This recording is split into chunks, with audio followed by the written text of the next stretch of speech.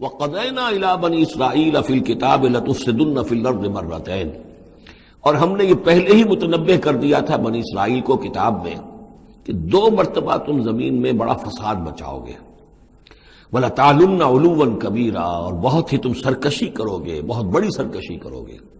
یعنی 2 ادوار تم پر ایسے آئیں گے، شرارتیں کرو گے، سرکشی کرو گے، دین سے دور ہو جاؤ گے، لہو و لعب میں مبتلا ہو جاؤ گے، عیاشیوں کے اندر، اور اس میں تمہارا جو ہے اللہ تعالیٰ کی طرف سے پھر تمہارے اوپر عذاب کے کوڑے برسیں گے۔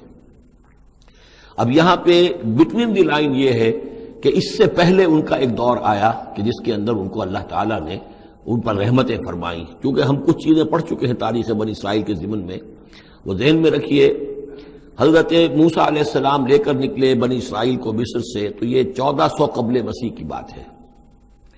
اس کے بعد وہ آئے ہیں، تورات انہیں ملی ہے جبکہ وہ جبل طور کے پاس پڑاؤ ڈالا ہے۔ وہاں سے پھر شمال مشرق کی طرف چلے ہیں، جب کہا گیا کہ جنگ کرو، قوم نے انکار کر دیا، تو 40 برس تک کی سزا مل گئی ان کی بزدلی کی وجہ سے۔ 40 برس تک وہ اسی صحرا میں بھٹکتے پھرے۔ اسی دوران حضرت موسیٰ کا انتقال ہو گیا اور حضرت ہارون کا بھی انتقال ہو گیا۔ لیکن پھر صحرا میں جو نسل پیدا ہوئی وہ پلی بڑھی، وہ ہمت والی تھی، مشقت دیکھی ہوئی تھی اس نے پھر جنگ کی اور جہاد کیا۔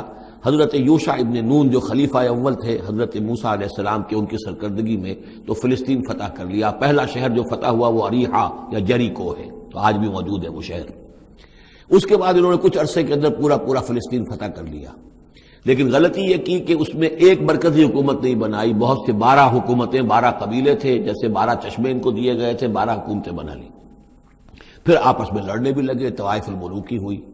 تو آس پاس کے جو مشرک اور کافر قومیں تھیں سیریا وغیرہ میں اور آس پاس اردن کے رہنے والی، انہوں نے پھر جو ہے ان کے اندر ریشہ دوانی شروع کی، اور ایک دور یہ آیا کہ اس میں ان کو بہت سے لوگوں کو اپنے گھروں سے نکال دیا گیا، اور وہ لوگ بڑی زوال سے دوچار ہو گئے۔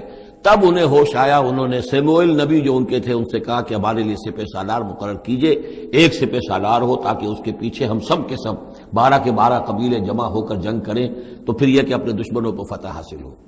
یہ وقفہ تقریباً 300 برس کا ہے، جس کے بعد وہ جنگ ہوئی ہے طالوت اور جالوت کی، اور حضرت طالوت نے جالوت کو قتل کیا۔ پھر حضرت داؤد منظر پر آ گئے، پھر طالوت، حضرت داؤد اور حضرت سلیمان، یہ 3 ان کی حکومتیں ہیں تقریباً 100 برس پر پھیلی ہوئی۔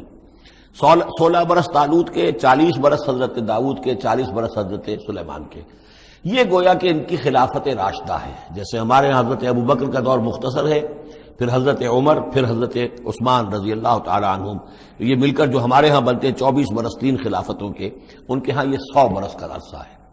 لیکن حضرت عثمان کے بعد آپ کو معلوم ہے کہ تقسیم ہو گئی تھی مملکت، اس لیے کہ حضرت علی رضی اللہ تعالی عنہ کی خلافت کو حضرت امیر معاویہ نے تسلیم نہیں کیا، تو شام اور مصر کے علاقے علیحدہ رہے۔ بالکل اسی طرح ہوا وہاں پر بھی کہ حضرت سلیمان کے بعد ان کے 2 بیٹوں میں جو مملکت تقسیم ہو گئی۔ ایک شمالی مملکت تھی جس کا نام اسرائیل تھا، اور سامریہ اس کا دارالخلافہ تھا۔ ایک جنوبی تھی یہودا، اور وہ اس کا جو ہے یا یروشلم اس کا دارالخلافہ۔ تو اس طریقے سے 2 ملک یہ بن گئے۔ یہ زمانہ ان کا ابھی عروج کا بہرحال ہے، کچھ کئی 100 برس ان کے عروج کے گزرے، پھر ان میں خرابیاں آئیں، پھر ان کے اندر شرک، مشرکانہ اوہام آ گئے، دنیا پرستی آ گئی، شریعت کا مذاق بنانا ہو گیا معاملہ، تو پھر ان پر زوال آیا۔ پہلا زوال جو آیا، پہلے اسیرینز نے شمالی مملکت جو تھی اسرائیل کی، اس کو ختم کر دیا۔ یہ کوئی ختم کیا انہوں نے اس سے کافی پہلے 700-800 برس قبل حضرت مسیح کے۔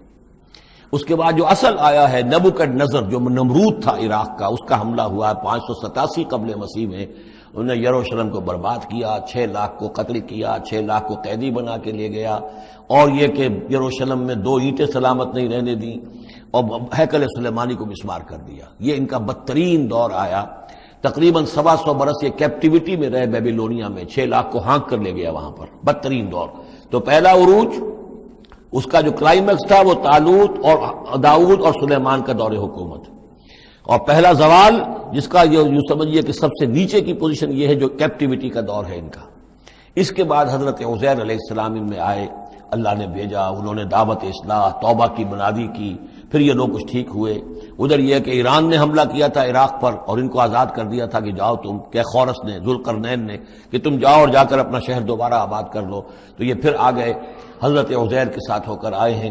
تو یہ تقریباً 458 قبل مسیح میں پھر یہ دوبارہ آئے ہیں۔ تو یہ سمجھیے کہ 125 برس تک یہ جو شہر ہے اجڑا پڑا رہا ہے۔ اسی دوران میں حضرت عزیر کو اللہ تعالیٰ نے 100 برس کے لیے سلائے بھی رکھا ہے، وہ موت ان پر طاری کر دی تھی جو سورہ بقرہ میں ہم پڑھ کر آئے ہیں۔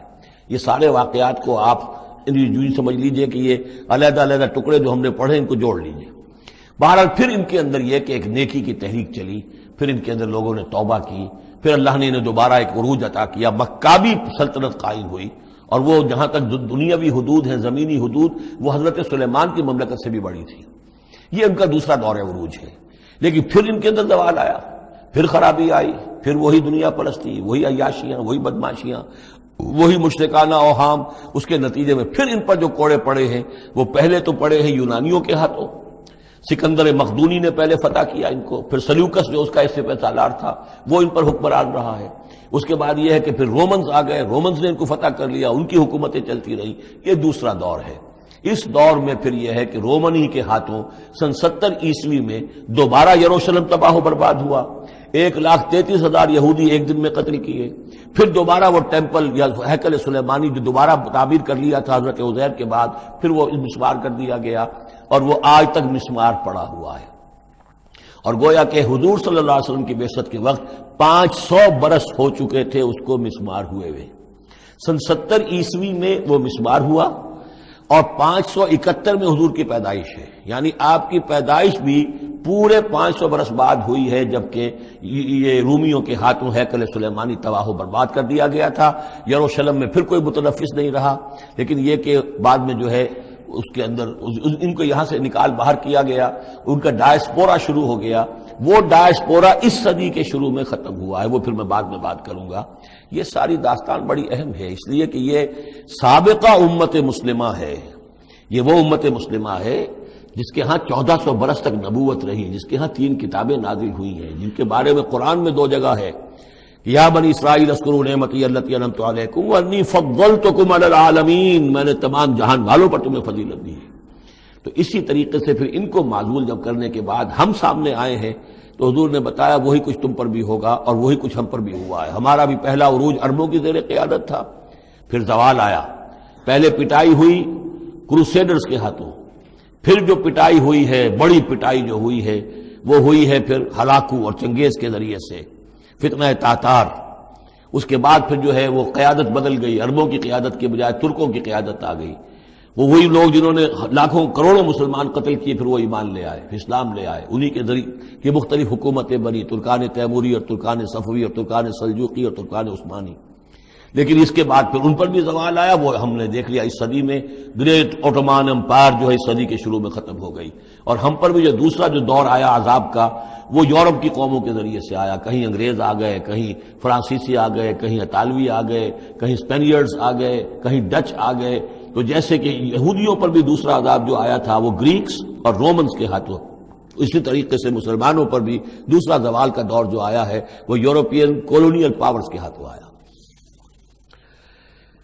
ہم نے یہ طے کر دیا تھا، پہلے ہی سنا دیا تھا بنی اسرائیل کو کہ تم اپنی تاریخ میں 2 مرتبہ بہت فساد مچاؤ گے اور بہت سرکشی کرو گے۔ فَإِذَا جَاءَ وَعْدُ أُولَاهُمَا، جب ان دونوں میں سے پہلے وعدے کا وقت آ گیا، بَعَثْنَا عَلَيْكُمْ عِبَادًا لَنَا أُولِي بَأْسٍ شَدِيدٍ، ہم نے تم پر مسلط کر دیے اپنے ایسے بندے جو بڑی سخت جنگ کرنے والے، بڑے سخت جنگجو تھے۔ فَجَاسُوا خِلَالَ الدِّيَارِ، تو وہ تمہاری آبادیوں میں، ملکوں میں گھس گئے۔ وَكَانَ وَعْدًا مَفْعُولًا، اور وہ وعدہ جو اللہ کا تھا وہ پورا ہو کر رہا۔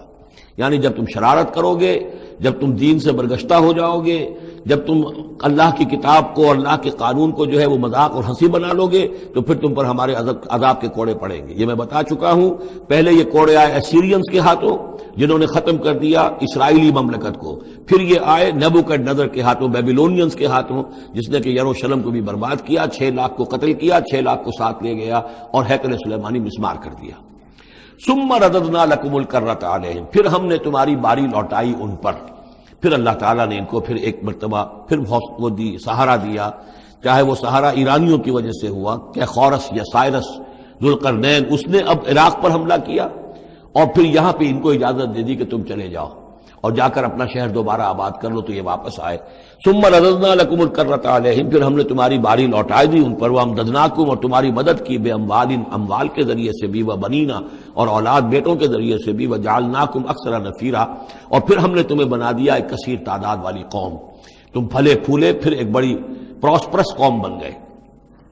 ان احسنتم احسنتم لانفسکم، تم نے اگر کوئی بھلائی کمائی تو اپنے نفس کے لیے بھلائی کمائی، اپنے لیے کمائی، اپنے فائدے کے لیے، وَإِنْ أَسَأْتُمْ فَلَهَا، اور اگر کوئی برا کام کیا تو وہ بھی اپنے لیے کیا، اس کا وبال تم پر دنیا میں بھی آیا اور آخرت میں بھی اس کا عذاب آئے گا۔ فَإِذَا جَاءَ وَعْدُ الْآخِرَةِ، جب وہ دوسری مرتبہ کی وہ سرکشی اور تمرد اور شیطنت تمہاری اور تمہارا جو ہے دین سے برگشتگی کا دور آیا، تو دوسرے وعدے کا وقت آیا، لِيَسُوءُ وُجُوهَكُمْ، یہاں وہ الفاظ